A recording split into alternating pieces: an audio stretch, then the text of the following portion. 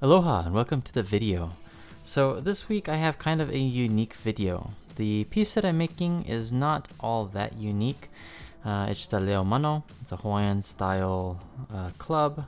Really less of a club, more of a knife. It has shark teeth that go along the outer edges, and traditionally they would fight using slashing motions. The client that contacted me was looking for a custom piece that was a more traditional shape, a little bit wider paddle, and they wanted a darker curl. And so the piece of koa that I had that matched that description was this. As you saw in the beginning, I kind of spliced it down the center. I did that because of the thickness of this. I wanted to make it a slightly larger paddle, but because of the thickness of the wood that I had, I didn't want to make it any wider than this, otherwise it would start to look kind of strange with the proportions. But as the thumbnail would suggest, I ran into a ton of problems with this piece, and at the end of the day, I ended up having the order canceled. And so it's no fault of the clients, it's just a combination of things that went wrong, and as a result, I kind of lost a very expensive piece of koa. So part of the reason why I picked the side of the piece that I did is because it was the thickest section. So this was originally a part of a larger piece of koa wood that I had, and I resawed it. So I cut it into two pieces. So it was a large piece cut down to two. And my goal with this piece was to make two pieces from it. The one that you're seeing here, and then the section that I cut off of it.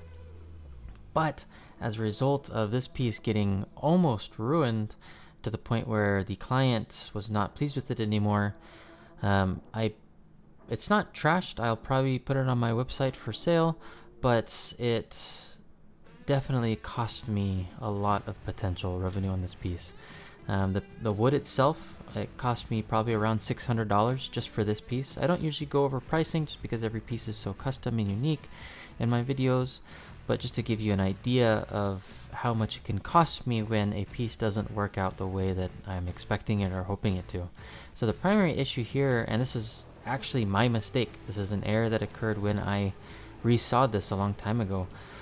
I resawed it at a bad angle and then changed my angle and had a better direction, but what that resulted in is a gouge. And so I have this massive gouge, and originally I thought maybe I can just sand it down, but it was making it too thin and I wouldn't be able to get past that big gouge. And so what I finally came up with was I was going to fill it or plug it.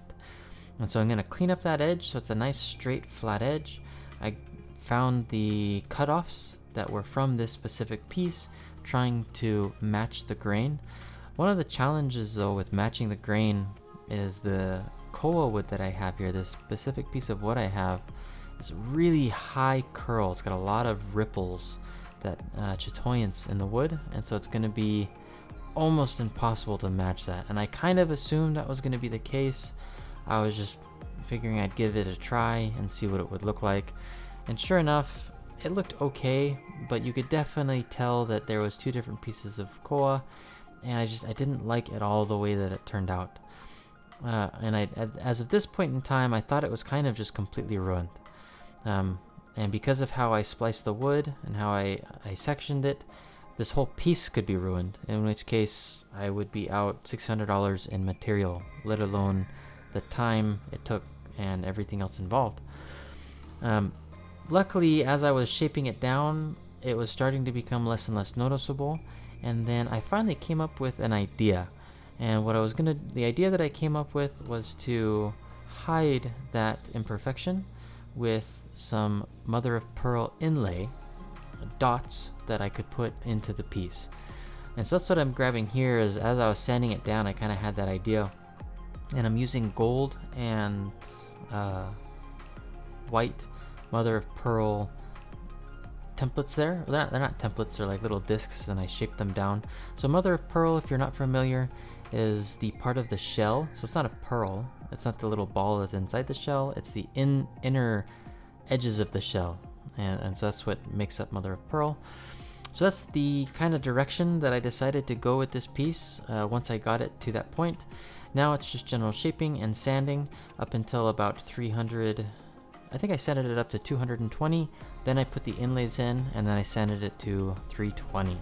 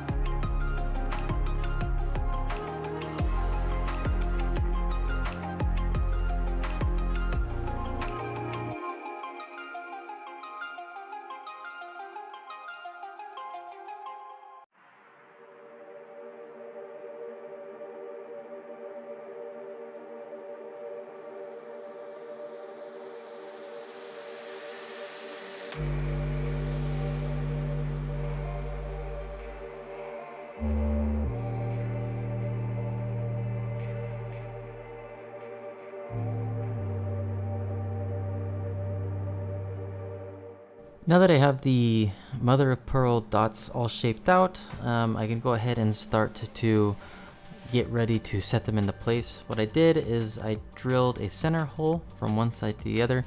That way each of the dots lines up on both sides. And then in addition to that, I made sure that the larger dot fully covered the gouge that was in there previously. One of the downsides though is I noticed another small imperfection, and so I had to offset the second dot by just a little bit so they're not perfectly center. And to make it look a little bit more intentional, I did the same thing on the other side.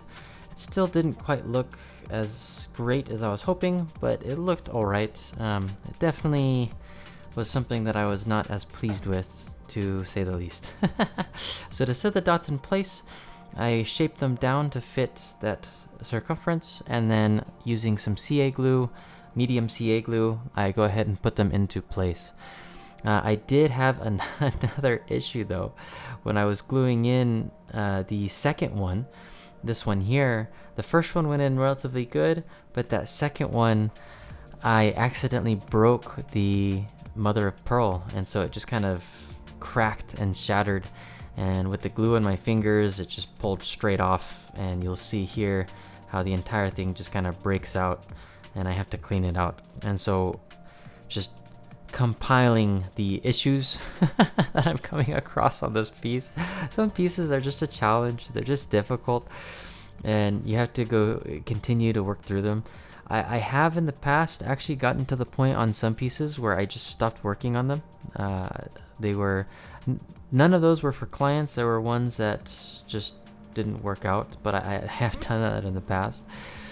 Well, while I was cutting in the groove, so at this point in time I have it sanded down to 220 grit, and I have those inlays set into place.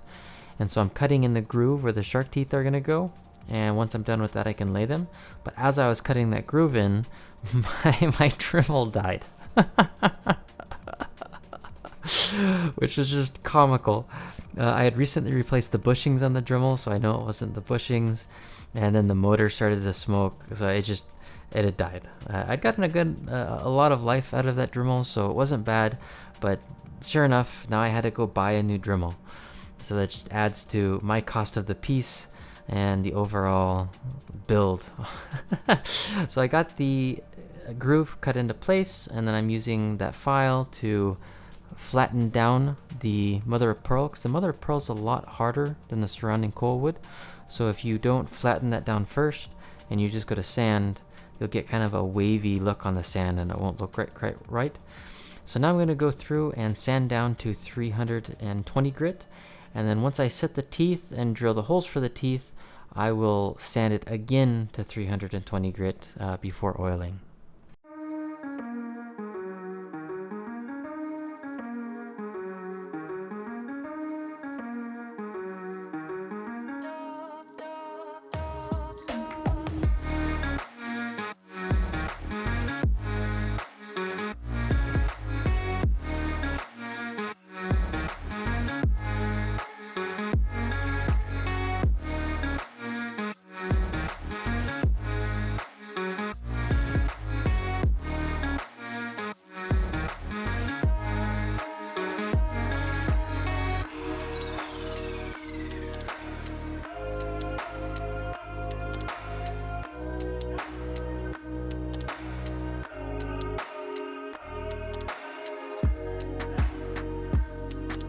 So after I drilled in the holes, I went back and re-sanded it down to 320 grit, and then can now oil the piece. You probably have noticed up to this point in time, in the middle bottom of the video, there's a nice blurry section.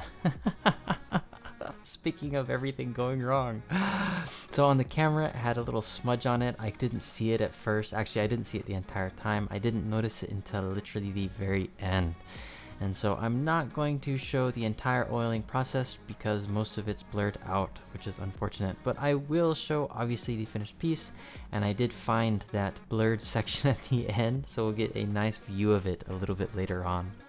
The last steps here are just going to be lashing in the teeth as well as lashing in the wrist strap and rooster feathers. The wrist strap I already had pre-prepped. It's just a multi-ply wrap, and then I usually do a simple wrap to combine the two ends together, and then I fire it or melt the ends together. I do that just so that it holds a little bit stronger in place, and then once I have that cooled off, I can go ahead and start lashing the feathers into place. And then the feathers, usually what I'll do, these are my favorite feathers so far. They're just basic rooster feathers, but they're pre-corded together, and so that saves me a lot of time. And as I wrap the feathers around, I add a little bit of glue to it, which is kind of similar to what you would see traditionally in like Native American cultures, where they add like a tar pitch or a pine pitch, and then they wrap around the pitch. So it's the same basic principle, and so I'm just using the glue to help hold it in place while I go ahead and wrap it. Once it's wrapped, it's pretty tight, it's not going anywhere, it's a solid connection. And then the rooster feathers aren't actually part of the hold that join the two sections of the wrist strap together, and so there's no risk of that tearing out. It's in there pretty solid. So here is the finished or final piece. You can see that blurry section right there. You can kind of get a little bit of a view of the piece in my workshop, but luckily I found that little blurry section, cleaned it off, and so here is the actual final piece. Well, leave me a comment below if you like the piece, if you like how it turned out. It's a gorgeous piece of wood. I love the koa. It turned out all right. Unfortunately, as a result of the materials used and needing to buy new hardware, the total cost for me on this piece was somewhere around $1,000, and so I likely will not be able to sell it for that. It'll be sold at a loss if I can sell it. If you're interested in buying it, go ahead and check out my website. I'll be posting it there, koastudio.net. And if you liked the video, leave a like and subscribe. I have a lot of cool things coming up. Mahalo nui for everyone that tunes in, and I will see you next time. Aloha.